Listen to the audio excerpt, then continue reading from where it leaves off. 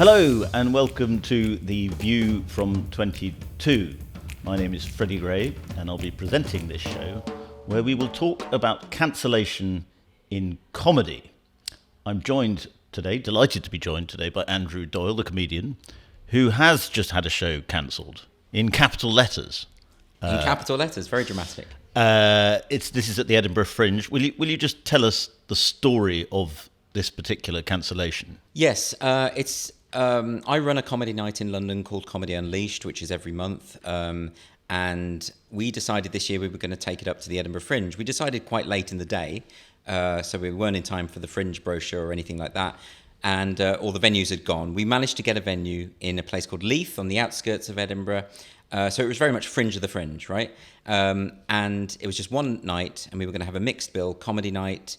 And the people on the bill were going to be Mary Burke, Bruce Devlin, Alistair Williams, Dominic Frisby, and Graham Linehan. And Graham Linehan, of course, has proven to be quite a controversial figure lately for no good reason, as far as I'm concerned. But he's the writer of Father Ted, The It Crowd, Black Book, so really established, one of our best comedy writers, one of the most famous comedy writers we have. And we were going to do this gig. And because Graham has been cancelled completely by the industry, and because he wrote a musical adaptation of Father Ted, which Hat Trick Productions are holding to ransom. This is the group that hold the rights. They're not letting it go ahead because they have capitulated to members of their staff who are effectively activists and don't agree with him when it comes to the trans issue or the gender identity issue.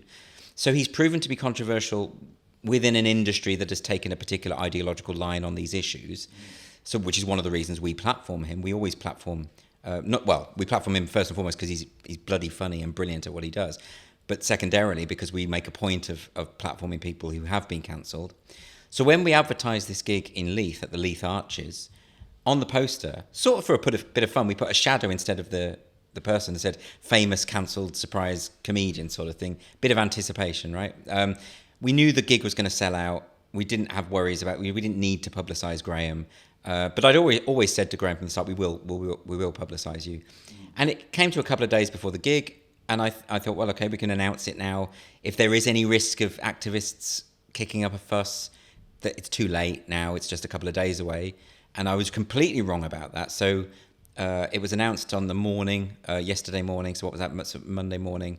And then by the afternoon, the Leith Arches venue had put out an Instagram post saying that the whole thing was cancelled. And as you say, they say cancelled in block capitals. They wanted to get the message across. Yes. They said they wouldn't allow Graham's views to violate their not safe space, but their space. It was very dramatic. It was very histrionic. Yes, I think it's worth reading it out Okay. a bit because it's sort of interestingly subliterate and full of rage. Leith Arches posted a statement on Instagram stating they do not, in capital letters, support this comedian or his views, and he will not be allowed to perform at our venue and is cancelled from Thursday's comedy show, with immediate effect. And then it says, we are an inclusive venue and will not allow such views to violate our space. That's the best sentence, So that's the old inclusive, using inclusivity to exclude. Exactly. Yes.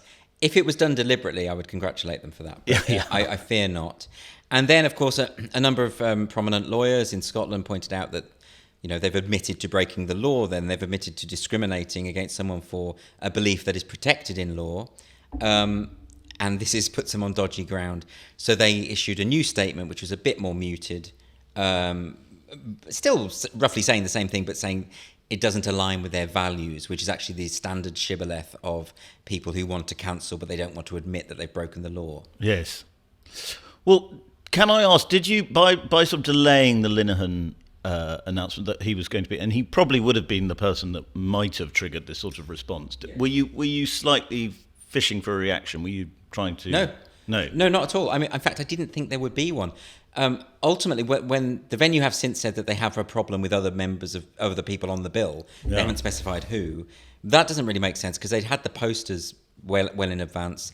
They knew it was Comedy Unleashed. They knew what we do, the ethos of the club. Absolutely not fishing for a reaction because I thought, well, this is the Edinburgh Fringe. I know we had the cancellation of Jerry Sadowitz last year, but that was after there had already been a performance. And then in that performance, some members of staff saw it and got upset. And so they cancelled the second night. I never thought that they would cancel preemptively a show. What I thought would happen is we might get a few activists turning up on the night, protesting or whatever. And I couldn't be bothered with that. Yes. I didn't really seriously think they would, the venue would actually cancel it. And it happened so rapidly. I was proven wrong quite quickly, actually. But you found another venue now? Yeah. Yeah. So we were determined to put it on. You know, I think it's incredibly. I mean, the Fringe has always been subject to complaints from puritanical groups. You know, I mean, when was it established? Roughly 1947, something like that. And then by the time you get to the 60s, you're getting, you know, sort of more sexualized shows, more controversial shows. And I think from that point onwards, there were always normally members of the Christian right protesting. Even when I started going to the Fringe back in the day, that must have been sort of like early 2000s, and doing shows then, I'd see the odd group of Christian protesters with Bible verses and things, talking about the degeneracy and all the rest of it. And all it is that those people have been reincarnated in a sense. These are a new set of Pharisees that aren't religious, but they have their own religion, their own quasi-religion, which is the religion of what I call critical social justice, what most people call the woke movement. They're the same. They have precisely the same worldview that Mary Whitehouse used to have, which was that if the great unwashed, the masses, are exposed to popular culture that has certain messages, they will be corrupted by those messages. It's the precise same thing, because if they didn't believe that, they would just simply not buy a ticket and resolve the situation that way. What I object to is that there are a handful of authoritarians who are saying not only that they don't want to see the show or that they disapprove of the show, which they are free to do. Of course, they're free to be as offended and upset as they like. But they have decided that in addition to them not seeing the show, they will prevent anyone else from seeing the show, including a sellout audience. We'd sold all the tickets, and all of those people have every right to choose for themselves what shows they go to see. So I felt it was incumbent on me and Andy Shaw, we run the night, to persist with this. Graham was very keen to do so. He said he would do it on a street corner if he had to. So there's a principle at stake at this point. At first, we just wanted a fun show. Now we're making a point. I mean, I suppose in a way, though, even Comedy Unleashed being at the Fringe is making a point, insofar as we exist in a comedy industry that hates us. They hate the fact that we exist. We are constantly bombarded with nonsense from comedians and the occasional hit piece from magazines like Vice or whatever it's called, because the idea of a free-thinking comedy night, the idea of a night where we say people might be offended, but that's their issue, you know, where we might have subversive comics. I mean, for when we started, we got lots of comedians saying, this is unnecessary, people aren't being cancelled or censored, what are you doing? We've been vindicated, of course, because so many comedians have now had shows taken away from them. But in addition to that, ever since we started, we've had a steady stream of emails over the years of people saying, I can't do my material anywhere else anymore, can I come and do it at your club? Now, if it were the case that self-censorship is not a problem in the comedy industry, why do I keep getting these emails? Yeah. Well, as you suggest, it has proved your point, because you set up Comedy Unleashed, was it 4 years ago, to sort of escape what you seem to describe as a sort of suffocating, very narrow, progressive worldview that seems to make the rules over what is allowed to be, what you're allowed to joke about. To offer another ethos. I mean, there are clubs. There's a club in London where you have to sign a contract before you begin outlining which topics you cannot speak about. Yeah. And at that club as well, people on the front row have to wear green stickers if they consent to be spoken to by an act.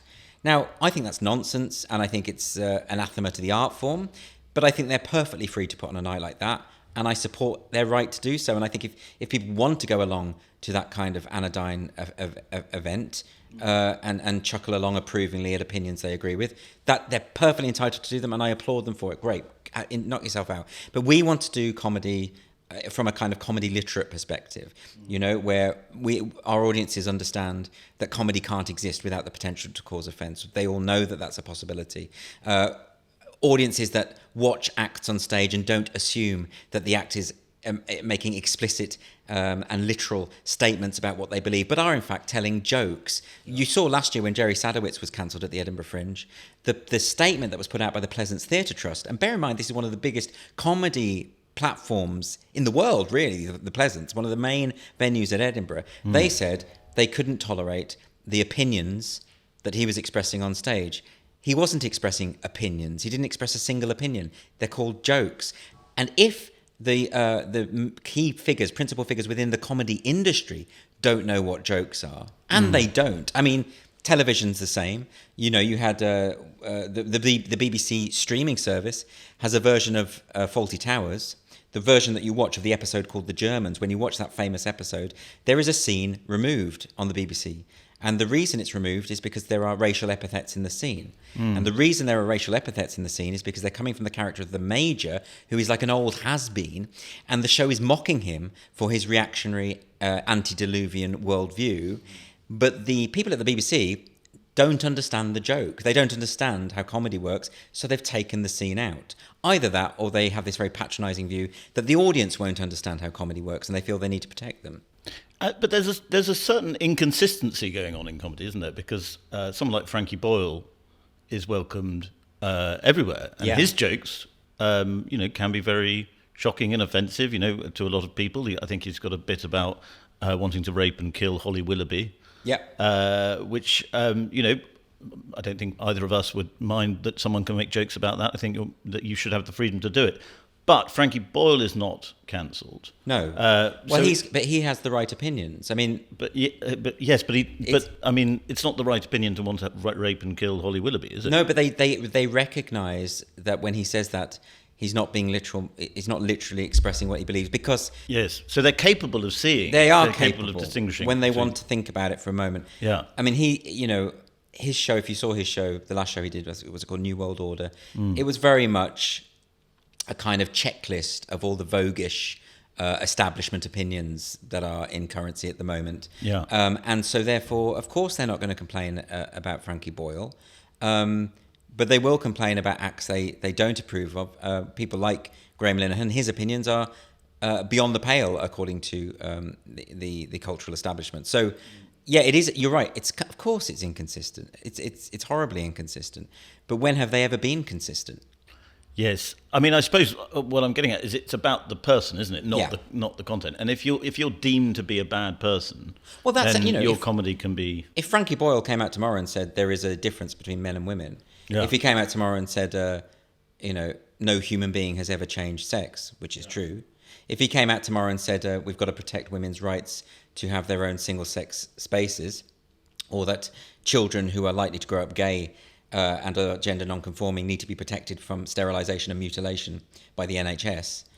I think they would complain about the Holly Willoughby joke at that point. I think that's when they would start making a noise. As it stands, he's been silent on all of those issues. But there is comedy that's thriving. I mean, Comedy Unleashed seems to be doing very well, and there are now very famous comedians who dabble with, who clash with cancel culture and actually do well out of it, benefit from it in a way. I mean, they get more publicity and people side with them. Mostly, Well, there's firstly the case that, most of the comedians that don't care. They joke about whatever they want. They take on cancel culture, but they're too big to cancel. People like Dave Chappelle, people like Ricky Gervais, brilliant comics. And they are in that position where they can do this. You can't cancel people as successful as that. Yeah. I mean, you can try. With Dave Chappelle, they were gathering outside Netflix, trying to get Netflix to cancel one of their most successful shows. That was never going to happen. Yes. Someone even rushed him on stage with a knife, didn't they? So there's that. So, yes, absolutely. So those comedians can still do that, and they do, and thank God they do. It's always surprising me that there are comedians of that stature who don't go after the obvious target for comedians these days, the people that, like I say, the Pharisees. The idea of not mocking the priggish, paternalistic, authoritarian elements of society feels like you're kind of in dereliction of your job as a comedian if you ring fence them from ridicule. But that's a separate point, I guess. But yes, you're right. And then the people who it mostly affects are up and coming comedians. Who basically have started to tailor their material according to what they perceive the industry requires them to do. So if you are, and of course not all comics are naturally subversive. In my stand-up, I'm not edgy or controversial, and I think it wouldn't quite work if I did that.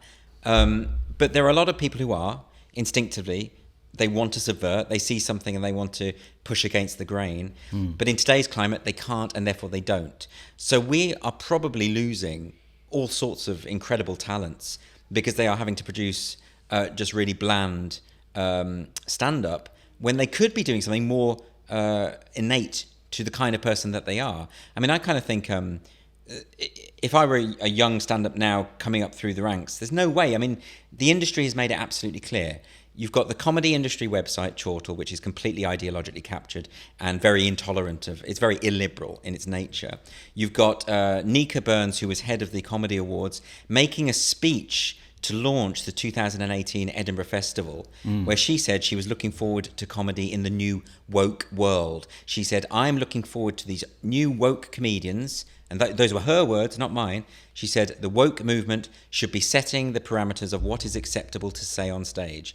Now, when one of the top figures of the comedy industry makes a speech to launch the largest comedy festival in the world, saying that is what we expect from you, that is an edict from high, and it was observed. Subsequent to that, I don't think it's any coincidence that subsequent to that speech, pretty much no young up-and-coming comics are really subversive in any serious sense.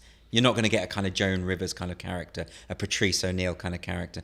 You know, these people don't exist on the circuit now very much. And of course, it does exactly what it shouldn't do, which is make comedy unfunny.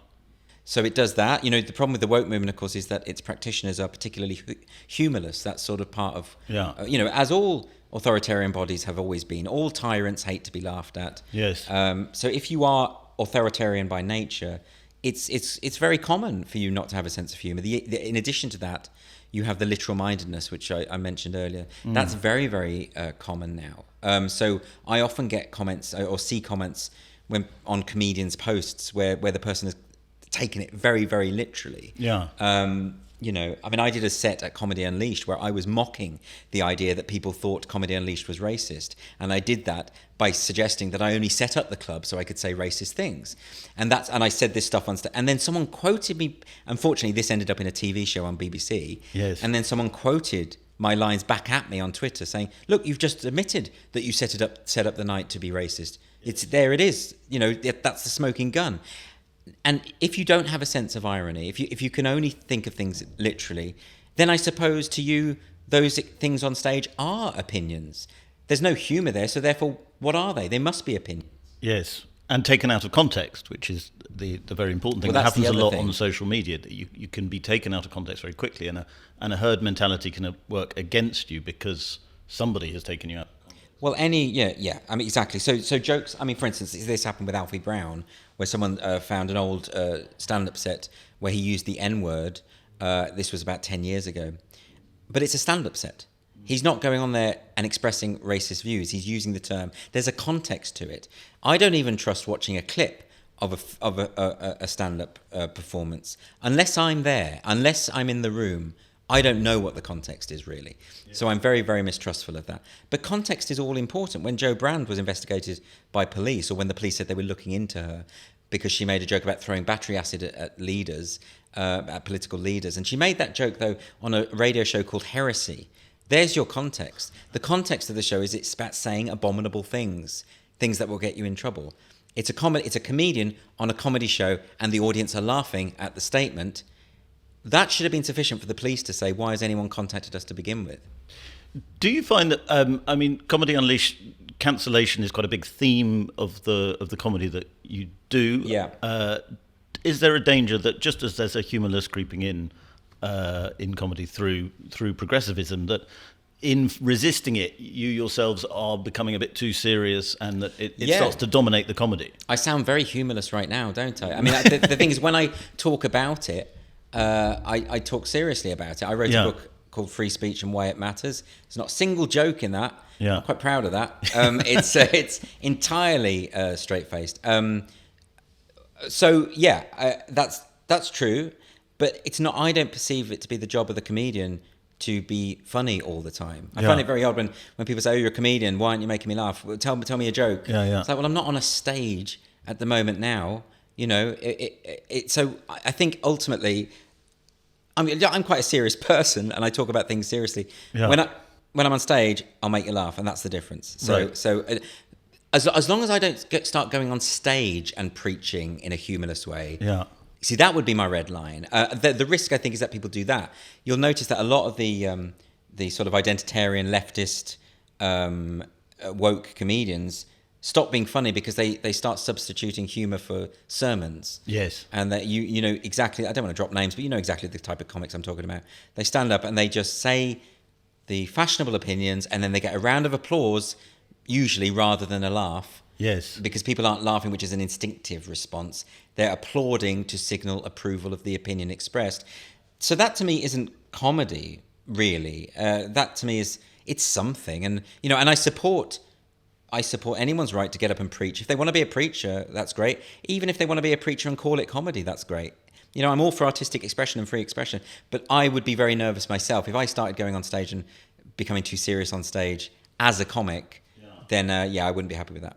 It's also about a sort of fake courage, isn't it? That a lot of comedians do rants on stage as though they're saying something very provocative and edgy and very shocking, as though it's a very courageous thing to do, when actually it's almost the opposite of courage. Because it's weird, isn't it? Because these opinions that are, as I say, are fashionable. These are the opinions that will get you booked on BBC panel shows, that will get you plaudits, that will get you nominated for awards in Edinburgh. Yeah. It's the opposite of brave. It's the safest thing you can do, but they like to think that they are. That's the weird thing about this movement, is they think they are downtrodden. They think they're the underdogs. That's also why it's really hard to push back against them. They are some of the most powerful people in society. They have prominence in all major institutions, be they public institutions or governmental institutions, civic institutions. They're everywhere. They're in the NHS, the police, the academia. I don't think that you can seriously stand there and say that you are a rebel, that you are against the establishment, when all of major corporations are on your side, all of Hollywood, all of academia, the Duke and Duchess of Sussex. If these people are on your side, you are the establishment. And yet so much of their shtick is about being oppressed, or about being the ones brave enough to call out bigotry in society.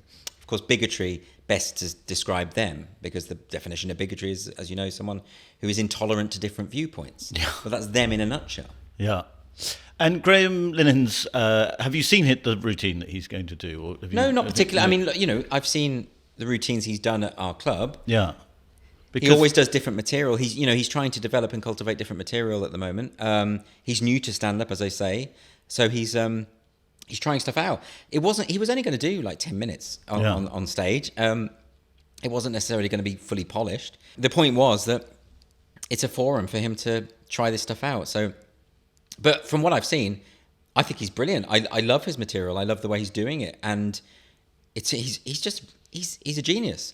So we should be platforming comedy geniuses, right? And we shouldn't be saying we're not going to do that in case a couple of people are upset about it. Is it about the denial of biological reality? Is that what he jokes about, or does he joke about? Well, so far he hasn't. I mean, in the sets I've seen him do so far, he hasn't spoken about it. Of course, he can talk about whatever he wants. That's the point. I know that he tweeted out today that he was going to fight this because he thinks the world it deserves to see his 10 minutes of unprepared material about pizza boxes. I think that's what he said, something along those lines. So, so he's keeping his sense of humour in the midst of all the lies that are being told about him, in the midst of all these people bombarding him online, putting up fake screenshots of things they claim he said that he's never said. I mean, it's horrible. This is the thing about Graham is, part of the reason why so many people have turned against him is he's quite pugilistic. He's quite, he goes on the attack, but actually he's not. He's going on the defensive. What's happening is he's so isolated. Yeah. Like he has had no support from former friends, even friends within the comedy industry.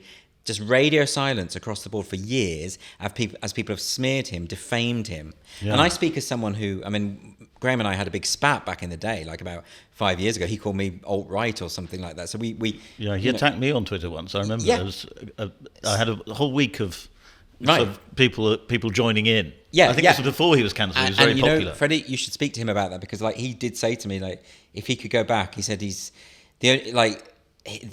tweets. He said I can't be sure I was right about anything. He said I was wrong about so much. Yeah. That he's embarrassed. He says he's embarrassed by it. So I think well, all social media is embarrassing. It is. But the fact that sometimes he's perceived to be antagonistic.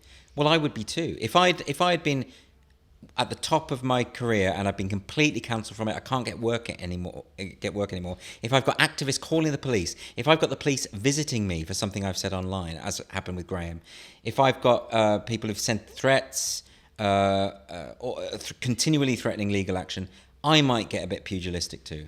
Yeah. Well, on that note, Andrew, I think we'll end it there. But I'm very glad to hear the show has not entirely cancelled, and it will be. No, it's going ahead. We're going to do it.